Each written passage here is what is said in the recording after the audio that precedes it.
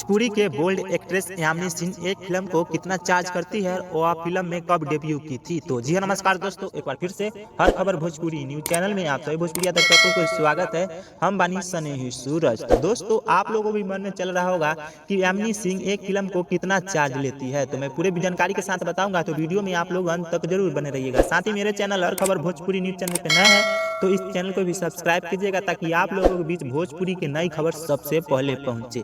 तो दोस्तों, यामिनी सिंह का घर कहाँ है? यामिनी सिंह का घर उत्तर प्रदेश में है। पहले आपको जानकारी दे दूं कि यामिनी सिंह 2019 में फिल्म में डेब्यू की थी अरविंद अकेला कल्लू के फिल्म पत्थर के सनम, जिसमें स्टार कास्ट में नजर आए थे अरविंद अकेला कल्लू, यामिनी सिंह और अवधेश मिश्रा का फिल्म काफी सुपर डुपर हिट रहा।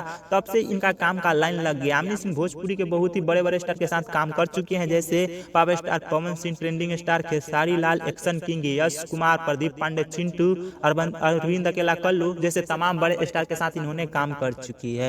बड़े बड़े फिल्म भोजपुरी में दे रही है और खेसारी लाल के साथ रिश्ता में थे, तब इनका गाना एल्बम भी ब्लास्ट आ रहा था। हाल फिलहाल यामिनी सिंह खेसारी लाल से दूरी बना लिए है और नए नए सिंगरों या नए नए एक्टर के साथ इन्होंने काम शुरू कर दिया है। तो दोस्तों, यामिनी सिंह एक फिल्म का चार्ज कितना लेता है? तो मीडिया रिपोर्ट के माने तो यामिनी सिंह एक फिल्म को 7 से 10 लाख रुपया चार्ज करती है। जी हाँ दोस्तों, यामिनी सिंह एक फिल्म के 7 से 10 लाख रुपया तक ले लेती है। तो दोस्तों, यह खबर आप लोगों को अगर अच्छा लगा होगा तो वीडियो को लाइक कीजिए, दोस्तों के साथ वीडियो को आगे शेयर कीजिए और अपना राय कमेंट बॉक्स में जरूर लिखिए। साथ ही मेरे चैनल हर खबर भोजपुरी न्यूज चैनल पे नए हैं तो इस चैनल को भी सब्सक्राइब कीजिएगा, ताकि आप लोगों के बीच नई नई खबर पहुंचते रहे। तो मैं मिलता हूँ किसी नए वीडियो में, तब तक के लिए दीजिए इजाजत। धन्यवाद।